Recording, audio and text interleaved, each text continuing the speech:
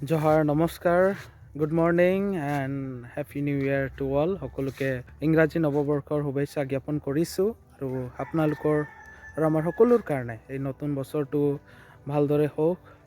এই নতুন বছৰে আমাৰ সকলোৰে জীৱনত সুখ, শান্তি আৰু আনন্দ সমৃদ্ধি কঢ়িয়াই আনক, তাকে কামনা কৰিছোঁ। কলচীয়া 3:17 পদ, আৰু বাক্যত বা কাৰ্যত যি কৰা সকলোকে প্ৰভু যীশুৰ নামত কৰা আৰু তেওঁৰ দ্বাৰাই পিতৃ ঈশ্বৰৰ ধন্যবাদ কৰা। কলচীয়া 3:24 পদ, যি কৰা তাক মানুহৰ উদ্দেশ্যে নহয়, কিন্তু প্ৰভুৰ উদ্দেশ্যে মনে চিতে সৈতে কৰা। তোমালোকে প্ৰভু খ্ৰীষ্টৰ দাস্য কৰ্ম কৰা। May God bless you. আশা কৰিছোঁ এই নতুন বছৰটি সকলোৰ কাৰণে ভাল হওক, সকলো ভালদৰে হওক। আপোনালোকৰ আধৰুৱা যি সপোনবিলাক আছে, সকলো সপোনবিলাক পূৰণ হওক, তাকে কামনা কৰিছোঁ।